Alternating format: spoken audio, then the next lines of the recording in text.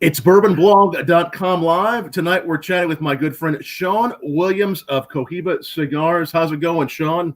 Not bad, Tom. How you doing, man? Hey, it's great to see. Doing well. It's great to have you back here. I know we had you on a few months ago here on BourbonBlog Live, and yeah, it's good to. Time flies. Time flies. We wanted to make sure we brought you back for a whiskey and a cigar on a Wednesday night, and I'm already trying one of your. I'm just breaking it open, man. So breaking it open. We'll watch the as they call it, the unboxing, as they call it. Right. That's the thing. I think made famous. I don't know if it was by Tiffany or by Apple, but yeah, that became a thing. You know. We'll watch Sean unboxing his own cigars, the Cohiba Connecticut, which really did some amazing things for the world of Connecticut cigars. These were released. When were these first released? 2019. 2019, spring of so a year and a half ago. About a year and a half ago. I remember we had them last year with the guys in Vegas. Such an incredible Cohiba. Tonight, Sean and I are going to be pairing some great whiskeys. I have a little of the Peerless Rye and some of the Peerless Bourbon. And what do you have there, Sean? I'm going to do Michter's American for my first flight, so to speak, and then I'm going to go to. You see that? Old Forester Statesman is a really nice one. They're both really incredible, Michter's and the Statesman. And we'll just say this: that Sean has some Peerless headed his way, and next time we have him on, we'll definitely. Man, listen, I can't wait. We'll definitely try that with you. That means I get to be selfish when I crack the bottle open, right? All by my lonesome. That's right, my friend. But no, it's great to have you back here. And again, if you're watching this on BourbonBlog Live. We will ask you to just share this, like this, ask us questions, and definitely follow what Cohiba is doing as well as what BourbonBlog is doing.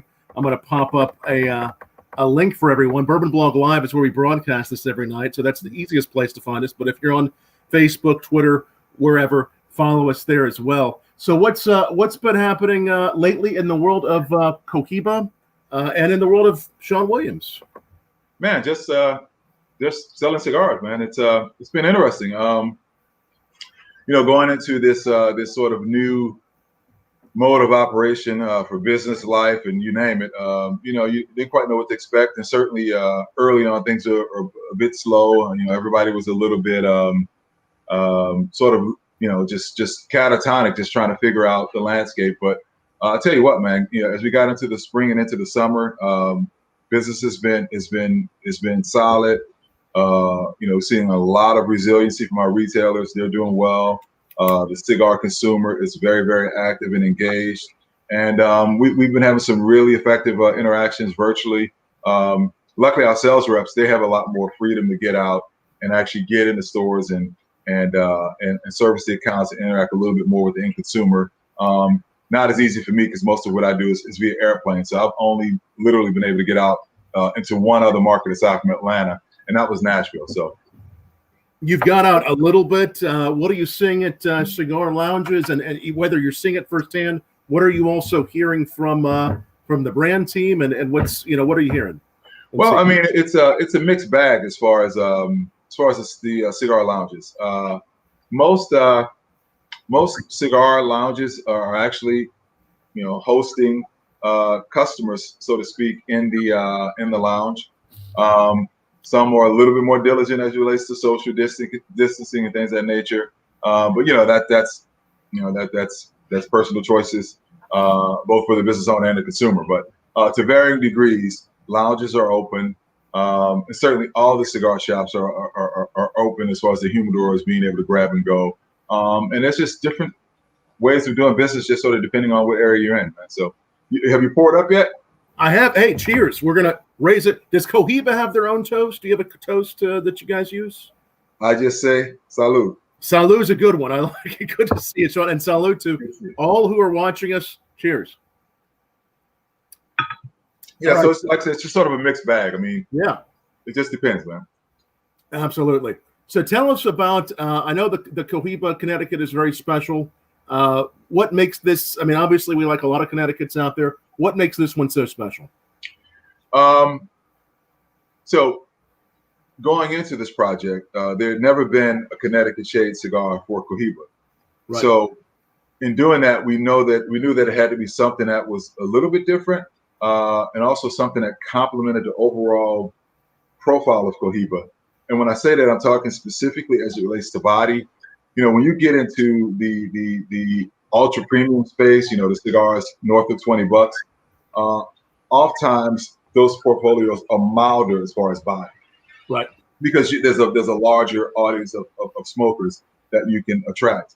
Cohiba, conversely, is really as a brand is more medium to full, especially with the addition of the Royale, which really sort of pushes the body up a bit. So we wanted a Connecticut that sort of wasn't way off of the window of where the overall range was. So we wanted a Connecticut that's going to have a little bit more weight to it, but you wanted the things that people respect from a Connecticut shade cigar: creaminess, smooth, really approachable.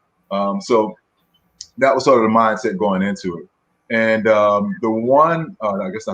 the 6 things that really stand out with this cigar as it relates to Connecticut is that it's a Connecticut shade cigar, which is comprised of 6 different leaves from 5 different countries. So very, very complex blend. And I was really happy with what we ended up with, because you still get the buttery creaminess from the cigar, but again, it has a little bit more heft, so that when we're doing a bourbon blog at 10 minutes after 8 Eastern time, we can smoke this Connecticut and enjoy a bourbon, right? Right. Absolutely, and it has a little bit more depth than a lot of Connecticut's. It has a mellowness. It has that creaminess. What exactly was put in this then to make sure it had more of that Cohiba style?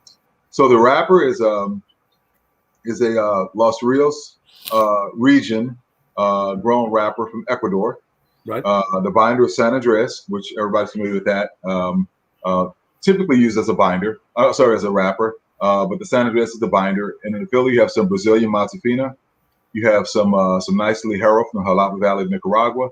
You got a couple of Dominican tobaccos. You have Piloto Cubano and you have Olor Dominicana. So it's just a very complex blend. A lot went into it, and we had some stops and starts when we were putting it together. Had to go in a different direction as it relates to the wrapper, but finally we landed on this and this wrapper, and things really worked out for us. Yes, absolutely. And let's both say what we're.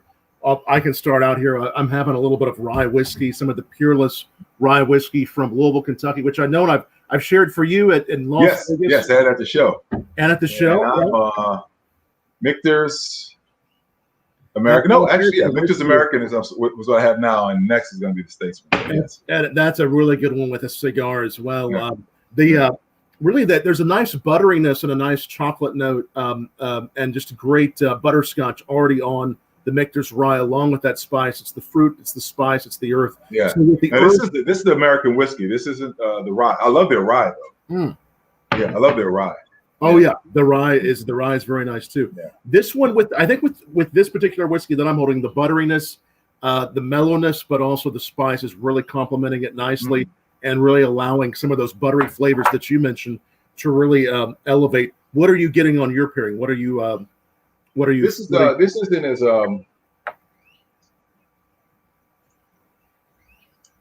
as buttery. It's almost a I don't know. Is an apple or fruit? Yeah, you get an apple, and that's a nice candy flavor. It's sort of like has a slight hint of apple. Not very hot. Not a very long finish, but it really coats the tongue well. And if this was a cigar, I would kind of describe the retrohale. Like I like after I sip it, as you inhale, it's very effervescent, through the nose. So it just really pairs well with the cigar. But the overriding note that I get is sort of a nice sort of apple, bright sort of profile to it. Yeah. Oh yeah, and I can see how that cigar could make that happen. Already some Cohiba fans watching. Victor Lucatoro. Oh, Big Vic up in Jersey. What's up, man? Lucatorto? I think I'm saying it right. Lucatoro. Yeah. Is watching us. And great dude. Best to you and your family, Vic. Miss you, man. Very nice. He's saying if you ain't following Sean, you're definitely not doing it right. So he's already following you and what you do. And, thanks, Vic. Miss you, big guy. Miss you, man. And Vince Spana and Irene saying hi. Vince Spana is saying hello from Atlantic City. I know he's a big cigar fan as well there in Atlantic City. Vince, what's going on? Irene, awesome.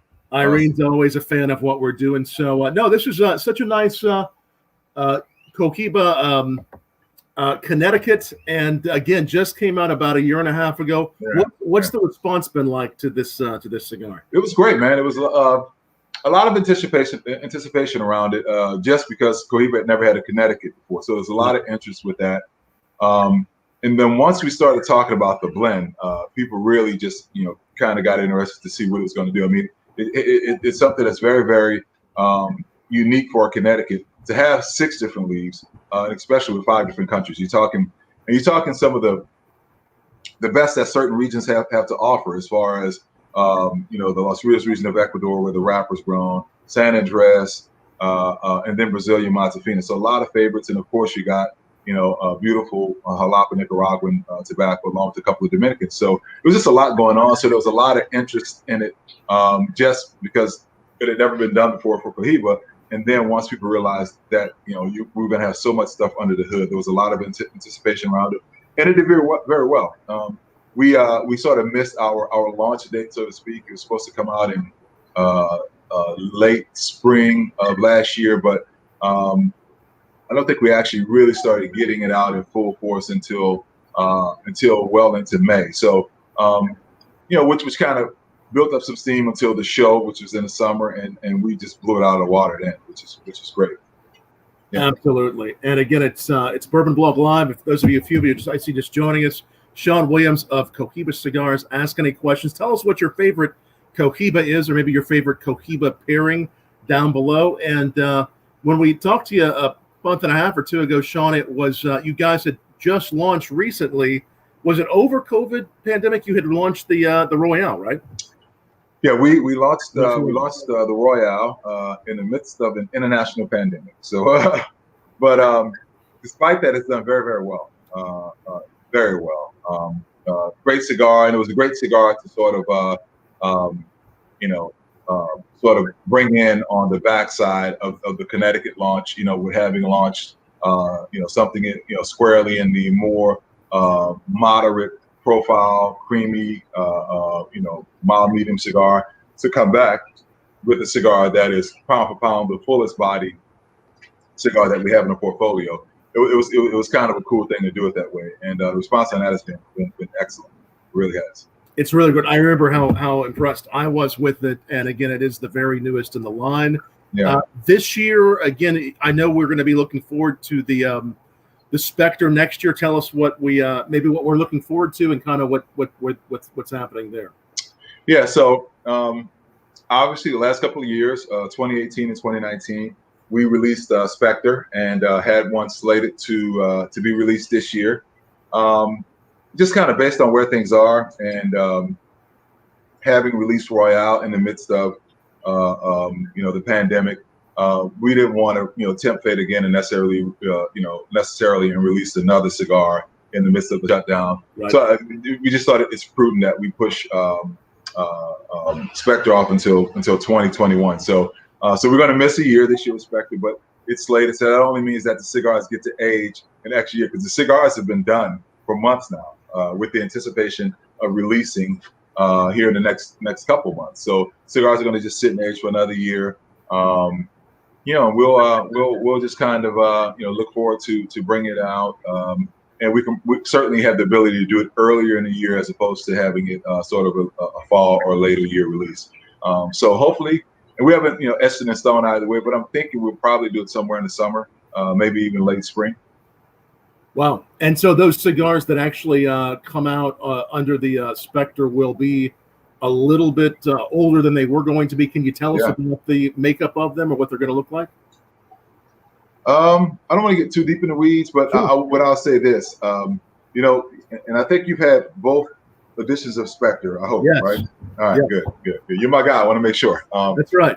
So The first Spectre, of course, you remember, it was a bigger platform. It was a 7x54 Sumatra wrapper. Last year's Spectre was a 6x49, and it was a Jalapa Valley wrapper. I'll just say that the Spectre that's coming out next is going to be more akin to the 2019 release, more of a traditional size in the way of a Toro, and it's going to be more of a Central American centered blend. And we're using a wrapper on that cigar that we have not ever used on Cohiba before. So this is one that's never been used, a wrapper that's well, not that we haven't used it on a Cohiba before. On a Cohiba, wow! So Yeah. that's going to be a whole new. And I know you're on the tasting panel for. Oh yeah. So you get to taste a lot of these. What are you, without giving away all the news? Whatever you're able to give away, what are we going to hopefully taste on this that you haven't tasted before? Well, there's certain things now that we've made sort of a part of the Spectre profile. There's always some Nicaraguan that we use in the filler, that cherry barrel aged. So you're going to get that sweetness, but it's still going to be on the medium plus side as far as body. A little bit of spice. A nice representation of Nicaraguan tobacco, and of course you're going to have the classic Piloto Cabano, but it's going to again smoke more akin to the 2019 release, and that is going to be a little bit more profile forward with spice and body and so forth. But you're still going to get that sweetness from the core that people come to really enjoy from the Spectre. So nice. I'm excited about it, and the packaging is. The packaging was the toughest part of this release, to be honest. Is the packaging going to be a little different than it has in the past? Yeah. The last 2 years the packaging has been different, and this is not going to be. This is going to be sort of in that same sort of tradition. Totally different packaging. A bit ambitious, but we pulled it together. So so I'm excited about it. I mean, and it's one of those things, man. Like last year when we released the Spectre, even the year before that, when certain shops brought in Spectre, there's obviously a very limited amount, so not many shops could get a big assortment of boxes. But the ones that were able to, we supported them with in-store promotions. I come out and do an event, make a real big event of it, and not having the ability to do that, I think would kind of just take away. And selfishly, I mean, I want to be a part of that experience. That's one of the things I really miss, man. You spend time in the factory and working with the team down there, creating something and going through the process of letting it age out and seeing what it turns into and weighing in on the packaging and so forth. You want to be a part when somebody finally cracks a seal on it and light it up.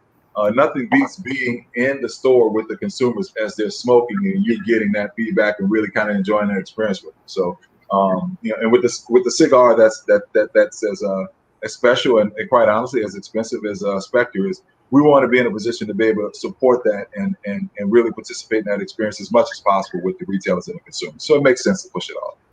Absolutely, my friend. No, I see what you're saying, and I think that's so well said, because as we talk with ambassadors, whether it's for whiskey or cigars, distillers, those that make the products and know the products so well, it's one thing to say, we launched this, people are enjoying it, we know they're enjoying it at their homes, but it's another for people like me and you, because I'm out there pouring whiskey, educating about it, to say, having that feedback while we get it online, it's a completely different experience to be there in person, to see what we've done in some way has affected them in a positive way. Has that been one of the things you've missed the most? Yeah, I mean, absolutely, man. It's just like when Vic popped on, he's someone that I've known in this business, I don't know, almost 10 years now or so. So I know if I'm doing an event, up in the New Jersey area, Bloomfield or somewhere like that, there's a chance I would see him and interact with him, and it's like catching up with old friends, man. Especially over a new cigar. Because there's always a story behind that. A lot of times the guys are anticipating the release, and especially people that follow you and really engage. So whenever possible, you want to be there when that cigar release debuts in a shop, whenever you can. And that's the beauty of what I get to do with Cohiba. And a lot of people ask, I still get asked a lot, like, how do you kind of step away from your own brand to go over to Cohiba? And it's like, ultimately, I get to do all the things that I love to do with an incredible brand and an incredible team. And those things are making cigars, and on the other side of that is actually being involved in the activation points with the consumers and really enjoying that experience as a cigar consumer myself. But it just so happens to be with an incredible platform with Cohiba. So yeah, I very much miss that. I very much miss that. Can't wait to be back up. Yeah, I miss it too. We've been hosting a number of tastings. Of course, we've been doing these virtual tastings live almost every night since the pandemic, at least 4 to 6 nights a week, interviewing people. But we've also been hosting some private virtual tastings for people. And I'll go ahead and just to plug what I've been doing and throw my email address up here. Yeah. Tom@BourbonBlog.com. If you're interested for your business, your a Zoom call, whatever it might be, your family, we can definitely set you up with a private virtual tasting. We're even finding ways to get that whiskey out to the consumers safely and getting it in their hands so we can walk you through a tasting. So if you're interested in that, drop me a line. But that is definitely one of the things I have been missing too. Being great places from California to New York to places like Georgia, because we get to Georgia sometimes, and just and really experiencing those conversations. And I think that we're now learning how to more effectively and more powerfully have those energies, like the energy that you and I are sharing this experience with others as well. Yeah, and how we can connect and sense those things online. But there's nothing that really makes up for a real life get together. There really is. There's nothing that makes up. No, not at all. Having cigars, and I like adding the cigar though. Having a good whiskey is good, and having a cigar by itself, but bringing those things together make them all the much more special to me. But besides whiskey, what else do you like to pair with Cohiba or just any cigar that you're having? Well, as it relates to spirits, I'm primarily a bourbon guy, to be honest. And I think we talked about this. I enjoy Scotch, but I just never picked up the knowledge as far as really navigating the Scotch landscape, to be honest. So that sort of over time, I just kind of shied away from it. But from time to time, people will share Scotch with me, and I enjoy it. But if I'm going to a package store to pick something up, it's going to be bourbon for the most part. So I keep just sort of a rotation of different bourbons at any given time. And if it's not that, then certainly early in the day, I love coffee with the cigar. I mean that's a great way to start a day. And if I'm running errands or even if I'm out here during the day and it's kind of warm out, I mean I'm from the South, man. I'll have sweet tea with the cigar. There's nothing wrong with that. There's nothing wrong with that. But it's a good Southern pairing, a little sweet. Maybe even put a little bourbon in that sweet tea. It could happen. Well, the reason I'm doing sweet tea is because I'm trying to sort of deal with the heat if it gets really hot. So I may stay away from the alcohol spike in that one. But yeah, man. So I mean, and I'm pretty much a straight. I don't do. I'll do a Manhattan, but I don't do many mixed drinks. I mean, I joke a mixed drink for me is bourbon with with maybe 1 cube or something. A little ice cube. Yeah. So I just like to taste it straight, man. So that's it. As boring as that may be. I know that's good, and I know occasionally when it comes to sweet tea, if we have to, if whether we're in the South or elsewhere, if we have to just pour a little whiskey in and hide the whiskey, it's a good way to hide it. Hey, I'm just having a sweet tea. I do carry a flask, so yeah, that's possible. It's just a sweet tea. Yeah. Tell us your favorite pairing down below as you're watching. As so many great people watching, our good friend Kevin is watching. We join him quite often from the Pub Club. Kevin is awesome. He does the Pub Club, and we join him on Men Who Blog lives throughout the week. So he says you guys are smoking it, and I think we hopefully literally are in many ways. Many ways we hope we are, Kevin. Nice. So again, Cohiba Royale, look for those. This Connecticut, how can we find these? What's the best place to find these? Well, I mean, the Connecticut has been out. It certainly should be more prevalent and available, maybe than Royale is even. But you're in Louisville, so my good friend Jeff Mute over at Riverside Cigars. Yes, I've done several events with him over the last few years around the Derby, so he should have some there. And certainly sort of the bigger outfits there, Liquor Barn, who's the preferred retailer at the Derby. They certainly have them as well. But aside from that, most of your local shops are going to have a representation of Cohiba, and many of those will certainly have Connecticut. Aside from that, obviously they're online, easy to find. You won't just look for that white band, man. It's not hard to find. I like how the band has some bling to it. It has that sticker, that band that just kind of really resonates. Yeah, it's kind of sneaky. You got like the sort of a hologram or sort of, I don't know what you call that little lattice design. Yeah, it picks up the color. It picks up the color so nicely. Tell us down below, maybe too, if you're watching, you're a cigar fan, where you like to. What's your favorite cigar lounges where you like to have a cigar? It's always nice for Sean to see those places. Probably many of which you go on a typical year. How many places do you typically go, Sean? Oh my God! So I typically travel. I'm in an airplane, typically 5 out of 6 weeks. Right. So and I've never come on. How many nights a year do you travel? I've never counted it. I never wanted to know. You don't want to know. But typically, I'm in an airplane 5 out of 6 weeks, so that's a lot of traveling, and sometimes more than that, just sort of depending if the schedule really gets jammed up. But I try to give myself some time to sort of recharge my battery before I hit the wall and get a break. But my battery is really charged now. Is it like you can go nonstop for weeks now? Yeah, I can go like the Energizer Bunny right now, man. I've been doing nothing but recharge. Or something popping up on YouTube of doing that. It could happen. How many weeks will you go? What will be the first event you'll get to? Do you know what the first event you're going to be getting to? I don't know. The Derby is still on for, as far as I know, right, for the 4th. Are you thinking you may get to Louisville? No, and that's what I was going to say. When they rescheduled it initially internally, it was like, well, I'll be there, I'll do it, but as it stands now, from a company perspective, they're saying no. I'm thinking realistically, maybe the Big Smoke in Vegas, which is November, because I don't have anything. Everything that was rescheduled to September and October now, that's being taken off of the calendar. So, I mean, it's not out of the realm possibility that I won't travel to any great degree for the rest of the year if this keeps up. Right. Absolutely. And the reality is, if I left now, there's an event that Cohiba is sponsoring with one of our partners up in New York, and we talked about me going up to it. But Georgia's kind of on a no-fly list. It's certain cities. If I fly in, I got to quarantine for 14 days. So really, yeah, man, yeah. So I went to New York after quarantine. Once again, explain that, because I haven't paid attention to every single place. What does that look like then?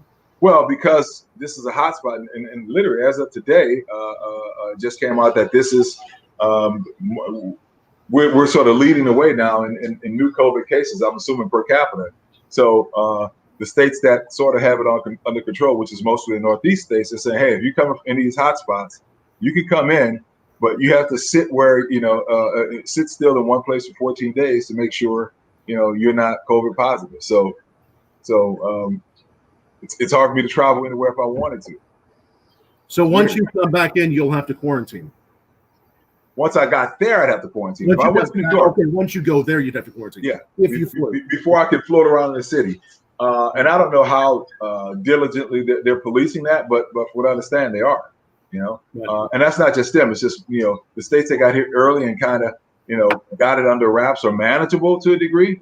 They're being really sort of tight on movement, which I guess I sort of understand, right? So, of course, yeah. So I'm saying all that to say, I don't really know if I will be able to travel anywhere realistically for the rest of the year. I'm hoping, I'm praying, but right. I don't know. Yeah, absolutely. No, I feel you. Chris Gomez also saying aloha, Tom and Sean. Thank you. Aloha. Aloha. I assume he's in Hawaii. I think he is in Hawaii. Well, yes, he says just like in Hawaii for 14 days, they monitor it tightly. That's right. They monitor it tightly. So thank you for watching, Chris. And hopefully we'll be seeing all of you for a whiskey and cigar at some point. Again, Cohiba, Connecticut, what are these retail for approximately? This one is in the 20 range. I mean, overall, between the there's 4 sizes, and there's sort of 2 variations of the Robusto, one in the tube, one out of the tube, close in size though. But they're going to go from 20 to 24. 2024. Very, very nice stick. Very creamy. All right, now I did pour. I don't know if you're ready for your second whiskey. Are you? It's okay if you're not. I don't want to rush you.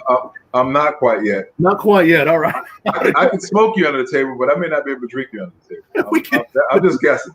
Between the two of us, though, we're superheroes. Just we'll link up. We'll do that whole thing. Not that it's a race. Obviously, it's not a race, people. But we both have our own skills and our own things. Well, I want to go ahead and say I did pour a little of the Peerless bourbon that I have in hand. And so I'm jealous, man. I can't wait to get my bottle, man. You're gonna love this. I was gonna ask you earlier. Yes. When we were at the show, yes. I think it was the rye that you gave me specifically, right? I think it was the rye, and you may have had it. I'm trying to remember. You may have had it at 3 years. I know last year they had the 3. You may have had it actually at 4 years old. Now it's 4 years plus. Nice. But I think it was the rye that we had, and we had a great time. I think we tried one of the Spectres there with you, and it was just an incredible pairing. And I know you really enjoyed that one. And we had a good time in the Cohiba space. And again, we're making this the Cohiba space for everyone to enjoy. Hey, there's another aloha. I know Shelly Buck. I know Shelly's not. She's not in Hawaii. Well, she might be in Hawaii right now. For all I know, she's not usually, but we're glad Shelly's watching. Shelly's a lot of fun too. Nice. She works in the world of whiskey. So many great. We can all say aloha, no matter where we are. We kind aloha. So a number of people are asking, what is your favorite Cohiba or cigar? Yeah, what's your favorite one? Tell us. What's yours? So it's kind of like, everybody likes the newest girl in school, right? It's probably by default right now, the Royale, because it is the newest cigar. And when I want something on the full body side, it's hard to beat it because because of the balance, and you get so many change ups in it. If you want something full body, it starts off with a nice pronounced level of spice, not the back of the throat spice, but really just the front of the tongue spice.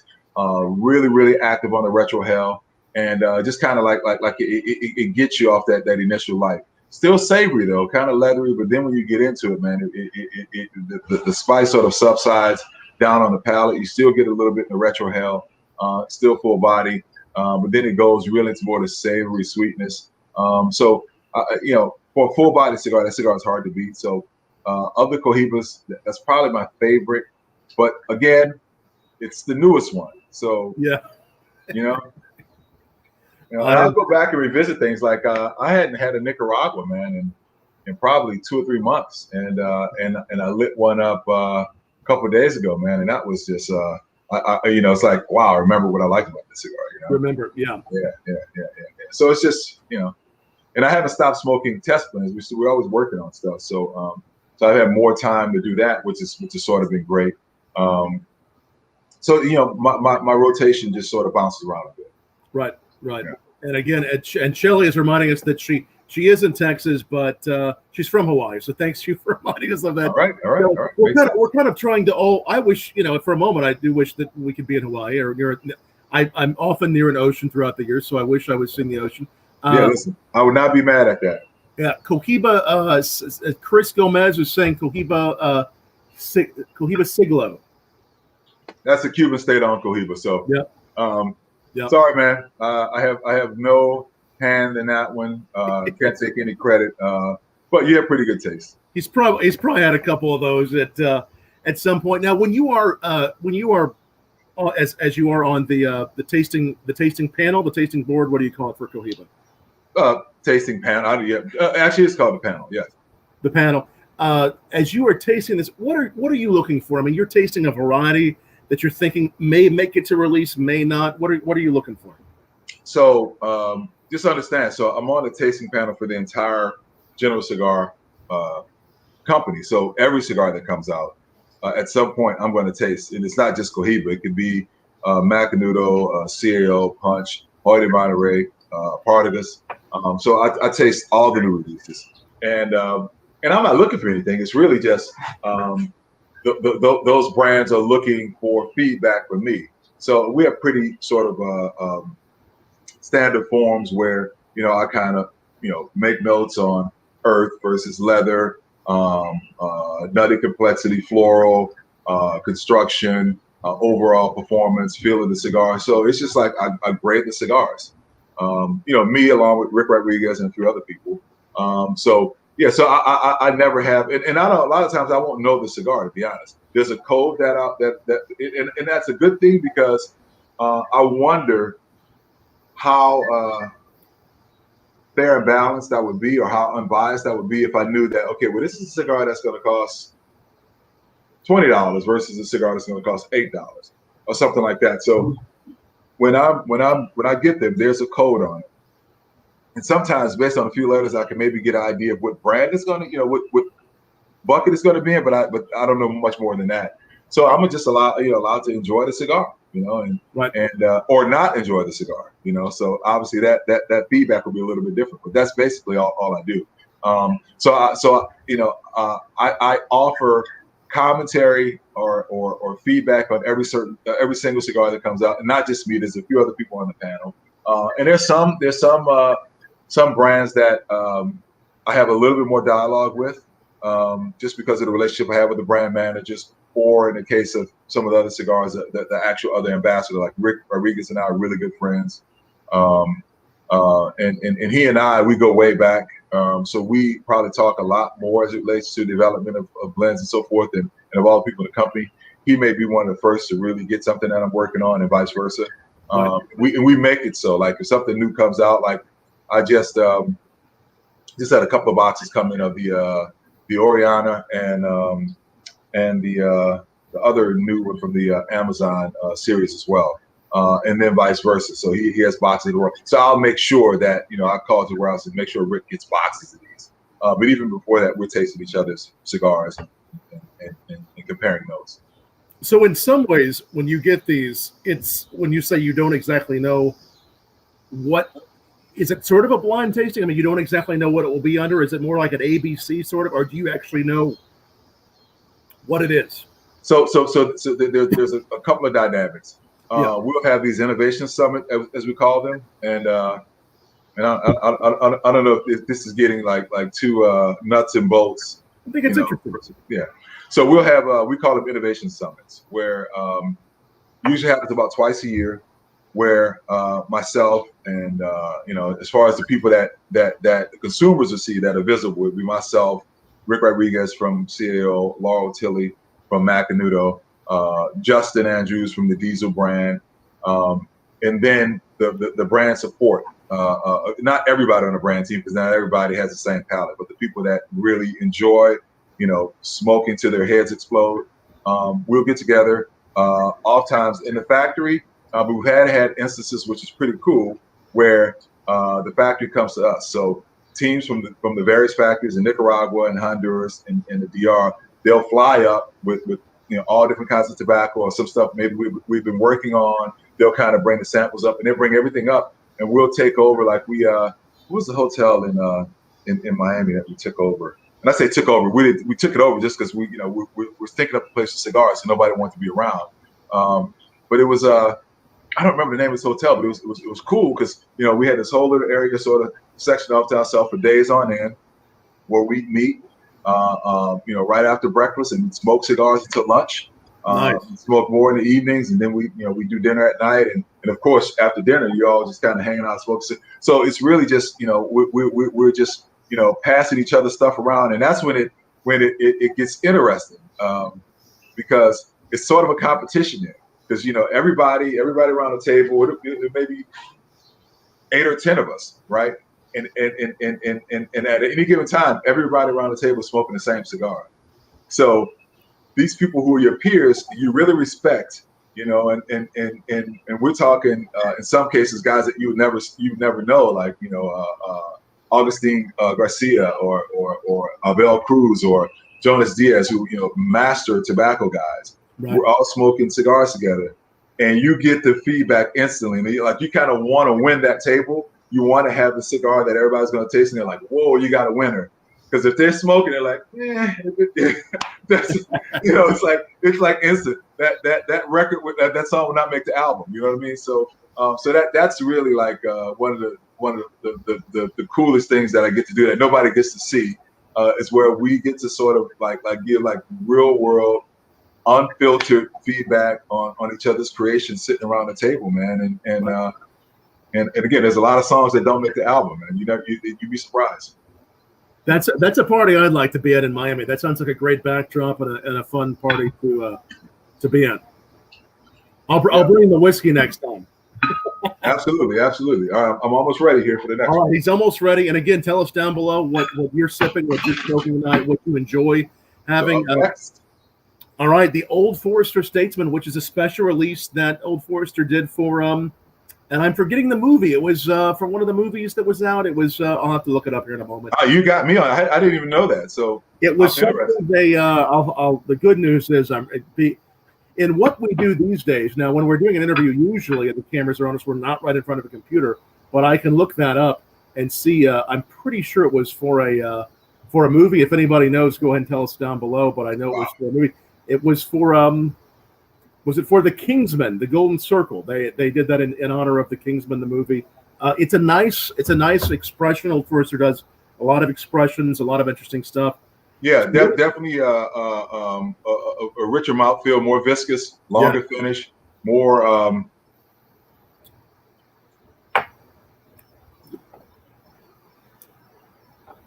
It's very nice, very nice. It's not very fruity, but it's floral. A little bit more heat, which it makes sense. There's definitely more heat. Very nice. 95 proof, as opposed to. I can't see. The proof can be a big thing too. The ones that I'm having, you're having about 95, you said there? Yeah, that's 95. And this one was 83.4, something like that. Or 83.4. Dude, I'm blind as a bat. It's 80 something, right? So, 80 something, yeah. 80 something. Yeah, so this is definitely it's more heat, but the mouthfeel and the the sort of it's just creamy is not the word, but just more viscous. So it really sort of balances the heat. If that makes any sense. I mean, I can't describe bourbons like you can, but it's just just a different. And I've never actually done this. Even if I have a flight, I'm not really thinking about it. But since I'm on with you, I'm actually thinking about it. But usually, if I'm having a cigar, I pick whatever bourbon I'm going to drink, and that's the only one I'm drinking.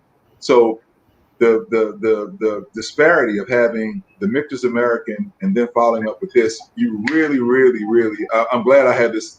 I did this exercise because I appreciate the difference even more. Oh, it's definitely a fun thing to do, and I love chatting with you about it, hearing your notes on the cigars, and then thinking about, what does this go with? The one I'm having, I went back to the rye, though I love the bourbon too, but I went back to the rye, is 109.8 proof. Wow. So it's high proof, and it does drink warm, but it doesn't feel quite like 109. It drinks more, I think, in the 90s, the Peerless does. And just those spices, that nice warmth, does some amazing things. Someone's asking, and again, appreciate Shelly watching. Shelly's actually with 9 Banded Bourbon and Whiskey there in Texas. She's asking about wheated bourbons. What's a good pairing of a cigar for wheated bourbons? And, amazingly, even though I'm having it right now, Shelly, I do think that the Cohiba Connecticut, because that wheat is a little bit softer on the palate, the Connecticut you all have is softer but has some complexity. I think this Connecticut would really be a good pairing for a wheated bourbon. I would think the Connecticut or the original red dot, the Cameroon. The red, yeah. More cedary, creamy, but just sort of richer on the palate as far as cedar. I think that's a good mix. My guy Miguel from Florida, the Cohiba Macazar and the Royale, and he likes the Commodore. He's one of the few people on the planet that can still get Commodore down there. So what's up, Miguel? Be safe down there, man. Yes. Is the Commodore a little tougher to find, or is it? Well, it hasn't been made, and I came on board in 2017, and I think they stopped producing it in early 2016, maybe late 2015. So yeah, so you can't. It's hard to find because it hasn't been in production for a number of years now. So yeah. Miguel can find it. It's in Florida then, or you can find it maybe a little. Apparently, a shop near him still has them. So nice. Wow. Yeah. It's good to be able to find those. And the cedary note on the red, what is that cedary note attributed to? It's a Cameroon wrapper, man. Very, very, very, very distinctive profile on the Cameroon. a very, very pronounced note of cedar. Not a sweet cigar necessarily, but you get like this little sort of creamy, light sweetness, but a rich profile, very, very distinctive, very, very distinctive. But of all the cigars, that's the one that has the more pronounced cedar note, as far as in the Cohiba portfolio. Very nice. That's definitely a good suggestion, and we'll have to try that with a wheated bourbon. So often the mouthfeel can affect that flavor on both the whiskey, but also on the pairing that we do. When you all do these events, Sean, from coast to coast with Cohiba, I know a lot of times you have whiskey, spirits, cocktails. Are there any foods that you enjoy having with your cigar line? Well, so I approach cigars and food like I would approach wine and food, to be honest. So oftentimes on the road, all over the board. I mean, I probably eat more seafood and steak. I don't eat much chicken on the road for whatever reason. So typically for me, it's going to be after my meal. I'm going to either be going to probably Connecticut, and I haven't had a chance to try the Royale on the road because I've been off the road since released. But that's a cigar I have had.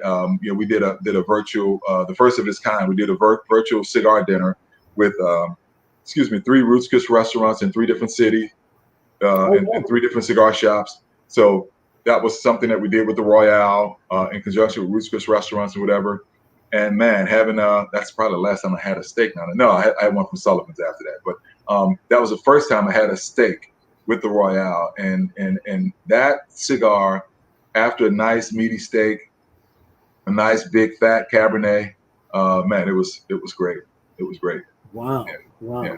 So as far as you said, you guys did a food, you did an actual virtual pairing then. Yeah. So and it wasn't like a virtual pairing, but it was a cigar dinner. We had arrangement with Roots Chris New Orleans, Roots Chris in Lake Mary, which is Orlando, and the Roots Chris here in Alpharetta.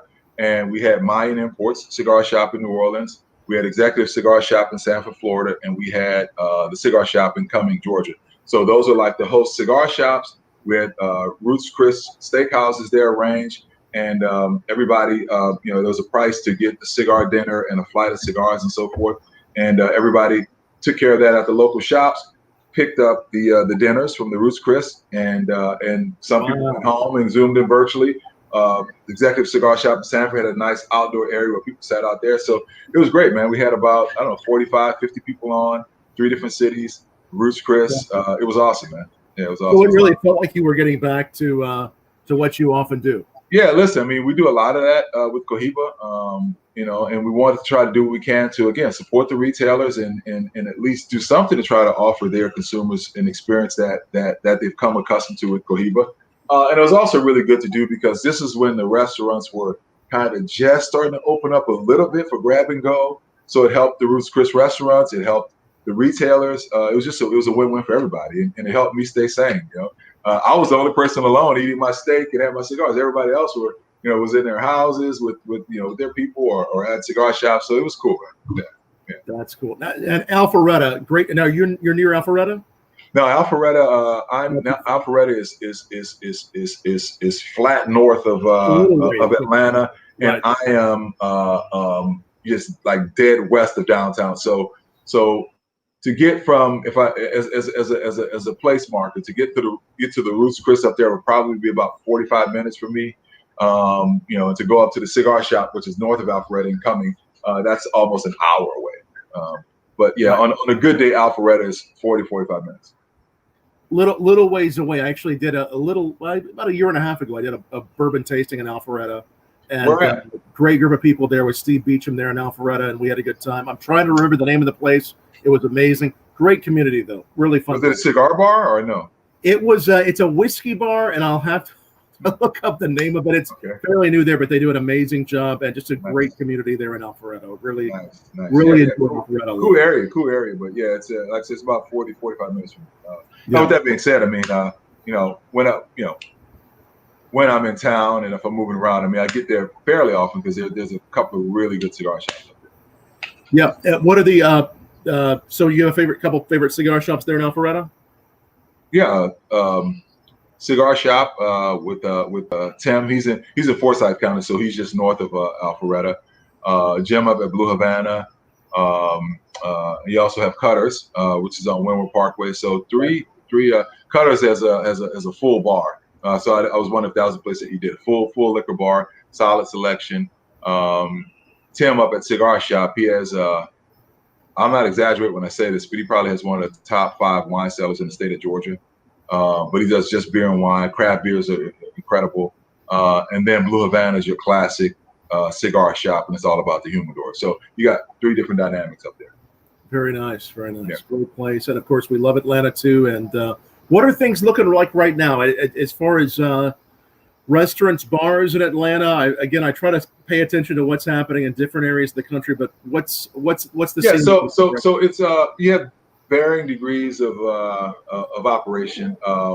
Most places are open at some capacity. I don't know that anybody's open and every table is fair game. So there is some distancing as relates to the table situations. But most places are open, and virtually all places are grab and go. And we still have some restaurants. Seems like it's more of the smaller sort of mom and pop places and the fast food places that you can't sit in. They're grab and go. But the bigger restaurants, certainly the chains, which I don't do a lot of chains, but they're open with distancing though. So, but I did went to Sullivan's and I got a steak dinner, pick it up to go. But when I went in to get my dinner, I did see that they were allowing seating, but again, just kind of socially distant. So I mean, people are, kind of trudging along, man. Yeah. No, that's good. How things in Louisville? Well, You're in Indiana. Well, I'm on the border, so I know the capacity of both places and restaurants has been dialed back some. As far as distilleries, most are doing very limited experiences or just retail shops only. But we're hoping everything gets back up and going soon. Most distilleries we know are making whiskey, continuing to make whiskey, and also providing whiskey for those retail shop experiences like Peerless, some special single barrels you can only get there at the distillery. So, I mean, hopefully things will be better for everyone. Our buddy Dave, who you met last year with me at Vegas, is saying hello to you, and he is What's going on, Dave? How you doing, buddy? Yeah, he's a big fan of Sullivan's as well. So I know he's a big fan of Sullivan's as well. So nice. So yeah, it's so great to have all these great people watching us, and definitely, if you have any other questions for Sean, ask them down below, and we'll definitely bring Sean back on and try some other whiskeys and cigars with him here in the near future. And again, check out this Cohiba and the new Royale. As soon as you can, whether you're ordering the cigars, getting them from your local shops, just check those out. They're such a nice pairing for any whiskey, but especially the ones that we've been sharing with you tonight. Have you told them where they can get Peerless? Is it widely available nationally? Is in a number of states, and I'll put the address up there online. But it definitely in a number of states. Not in every state, but in a lot of states, it is available. And in somewhat for the bourbon, it's a little bit more limited quantity. You may find the rye a little bit more often, but you can definitely find it a lot of places. KentuckyPeerless.com. I will put the address up there as well, so that you can find that. And then as soon as you get your bottles, we'll be able to have you back on, and we'll be able to try that one with you. Let me see. Did I get that up there? There it is. KentuckyPeerless.com is the place to go. Awesome. To find those as well. And so what's next for you? What are you most looking forward to as far as when you can get back on the road and do your thing? Yeah, I mean, so I got to sort of park that in the back of my brain because it's been a moving target since we shut down. So my big thing is making sure again that we're doing what we can to support the retailers and sort of just drive activity with the consumers. I'm doing a lot of this, and I'm glad you had me on again, and always great to talk with you. So it's great that we have this platform, but doing more things like this, and I'm getting a chance to actually do more interaction via social media with some of the you guys here at BourbonBlog have a bigger platform, but there's guys that want to be BourbonBlog someday that are much smaller, and they're kind of have sort of these burgeoning followings. So I'm getting to do a little bit more stuff like that, primarily doing a lot of activations with retailers. I mean, I filmed an episode for FamousSmoke.com earlier today, which is going to air next week.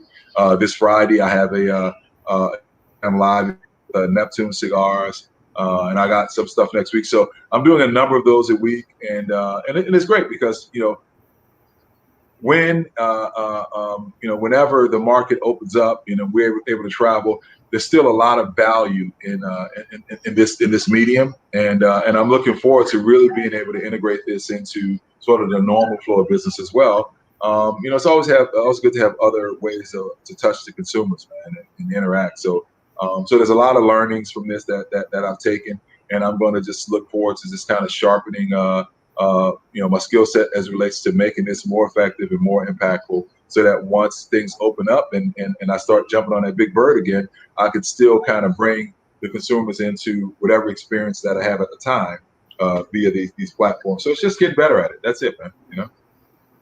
You're doing a great job. You're rocking, and how are the fine folks that make the Cohiba doing? Listen, we're fortunate. Obviously, we're a big organization as far as General Cigar. Yeah. Have operations in a number of different countries, and primarily as it relates to who's delivering us the cigars. It's Dominican Republic, Honduras, and Nicaragua. So and those countries have had their battles with COVID, just like we have here. So we've had instances where factories have been shut down and opened back up. So that's another major concern, is just making sure that from a safety standpoint and a diligence standpoint, that the factories are operational and safe, so that first and foremost the family of employees there are safe, but also on the backside that they're able to deliver cigars to the marketplace here. So a lot of moving parts as it relates to that, but overall everybody's good, all things considered. And certainly the U.S.-based team here. I mean, our company was really early on, just really cautious. So took us off the road and didn't want us, there's so many unknowns. So the company didn't want to take a chance. So we sort of practiced caution a lot earlier, and I think that we fared well because of that. As far as I know, we haven't had any issues with our team here in the U.S., which is a great thing. That's good. And we talk all the time. I mean, Laura and Rick, we talked today. We're going to be talking again tomorrow. We're actually going to be doing the show together. So me for Cohiba, Rick for CAO, and Laura for Macanudo. We're going to be doing a weekly show on starting next Tuesday, actually. Cool. Just finding ways, man, to interact with the consumers, man, and interact with the retailers and get information out and just stay in touch with people, man. So, yeah. The weekly show, that sounds fun. Where can we see that? Do you know where we can see it? It's going to be on Facebook Live. And I think the platform that we're going to use is going to be Zoom. And I know I should know that now, but we kind of went back and forth. I think it's going to be Zoom. It'll live on YouTube as well, but it's going to be on Facebook Live. And it's going to be starting next Tuesday, I believe at 7 p.m. Eastern. So that's going to be fun. And then I do the Friday night thing every Friday. I've been doing now since March, which is Nightcap with Cohiba, where the whole premise is connected with Cohiba. And it's just something that find things that connect us, and we use those to stay connected. And the things that connect us is music and cigars. So every Friday I have a sort of a different theme that I sort of weave these interesting connections with musical selections, and I feature a certain Cohiba selection. So that's every Friday at 9 p.m. And it's gotten interesting because every week now I'm thinking of a different theme, and there's some research, there's a playlist involved. So it's like I'm kind of like a DJ. But it's fun though, because it's not it's tough to get on every week and just talk about a cigar, right? Like, unless it's a new cigar every week, but that's not realistic. So it gives me a chance to in many instances reintroduce the consumers to a Cohiba maybe that they've forgotten about or haven't touched in a while, and really get into the weeds on what makes it special, what's under the hood, kind of break down the blend, and then at the same time have these sort of interesting touch points around different music. I mean, I've done stuff from connecting dots between Frank Sinatra and Michael Jackson, and connecting the dots between Buffalo Springfield, Steppenwolf, and Rick James. And so it's always just some interesting backstory to what I do. So I have fun with it, man, and it's helped keep me sane. And I got like this regular group of guys and girls that sort of pop in on Friday nights and do that. So so just try to keep it interesting, man, and have some fun. That is cool. And so next Tuesday we'll be looking out for that, and then on Friday nights at 9, I do the nightcap with Cohiba. Yeah, nightcap with Cohiba, and that's on the Facebook of Cohiba. We'll see that. That's actually on Zoom. So anybody that follows me on social media, they'll see the Zoom link, and they because you have issues. I started off Facebook Live, but when you play music on Facebook, they cut it because of copyright issues. And Instagram does the same thing. So now I do it on Zoom. So it's more of a an intimate environment, because most people have their screens up. Some people won't, but it'll be a few dozen people, and we'll talk in between songs, about cigars or whatever, and we play the song. So I like it. It's just a little bit more personal. So that's nightcap with Cohiba at 9 o'clock, and then behind the band is what we're calling the thing with myself, Rick, and Laurel, like behind the cigar band. We're gonna do that every Tuesday night. So I'll be busy with those things, man. So just like I said, just trying to stay sane, man, and try to stay connected. You know what I mean? Absolutely. And then, so if people want to join in on the Zoom, they can follow you on what, Instagram? They follow me on social media. Cigarworld.com has it. If anybody's on an email list for Cohiba Cigars, they'll get the email. But you can't miss it. If you follow me on social media, it'll be on Facebook, Instagram, and Twitter. It's also hosted through cigarworld.com. So it's always the link is always there. And then on all the Cohiba Cigars platforms, it's promoted as well. So look for Cohiba, look for Sean Williams on Cohiba there, and we'll have to join you sometime on a Friday night. That'd be fun. Come on in, man. Come on in. Yeah, I mean, if you got nothing better to do than look at me at the other end of the Zoom at 9 o'clock on Friday, then I'll be there. You know what I mean? It's a good time. Sounds like a good time. Well, man, it's been a good time with you tonight here on Bourbon Blog Live. We really appreciate you joining us here again. Sean Williams of Cohiba, one of our favorite gentlemen in the world of cigars, and definitely follow us there, bourbonblog.com/live for more great episodes. Tomorrow night we'll be doing Blue Nectar Tequila. And I just realized tequila rhymes with Cohiba, so we might have tequila, Cohiba. That could work. You're gonna have to get me up on tequila. Like I had some interesting experiences with tequila. Those profiles haven't struck me as much as bourbon. There's been some I like, but again, it's so that landscape has gotten a lot more hilly sort of to traverse. A lot new entrees to the market. So I'd be interested in that. Yeah.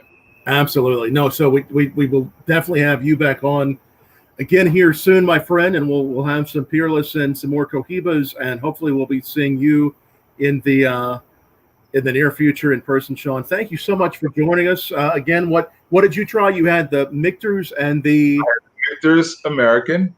Yep. And now I'm finishing out my cigar with the Old Forester Statesman. Absolutely. And I had the Peerless Rye Whiskey and some of the Peerless Bourbon. So in case everybody's whoever's just joining us, you're drinking that bourbon, man. You just, why don't you just turn it up and take it to the head and go ahead and kill it right now, man? You don't have much left. You know what? It could happen before the night's over. We may line up another one here and do that. You can see how much I like them both. I just happen to have a full bottle, but I hard to hide that. Yeah. Sometimes it's just that time when you get. Does that ever happen with you too? When you get to the end of the box of cigars and the box goes empty, then you get an empty bottle. It's like an empty box of cigars, right? I have a Willet pot still in there, which is it's very evident that you're at the bottom because it has that sort of bulbous bottom, and it's like this little layer, and it's like I don't want to kill it, like so I'm just gonna leave it there, and at some point I'm gonna go out and get a new bottle of the pot still, and I'll turn it up, but I want the bottle still there. I don't want to see the empty bottle. I've had a lot of empty bottles over the last few months, so. They sometimes call those empty bottles fallen soldiers or dead soldiers. There you go. What they do, they'll show you on social. They'll show the empty bottle. But this episode will be up permanently wherever you watched it, and we will also put this episode up, the audio of it, on our podcast channel. If you're not already following BourbonBlog.com's podcast, we have tons of podcasts with great people just like Sean Williams, from cigars to whiskey. If you're a podcast fan, do me a favor, follow us there on our podcast channel. We just started it right at the beginning of the pandemic, and we've been so lucky to get so many great people. So follow that and share that and like it. And Sean, brother, great to see you as always. Cheers to you, my friend. Salud. Salud. Stay there. Cheers, man. Stay safe, man. And we will see you again soon, my friend. Cheers. Thanks, everybody, for watching.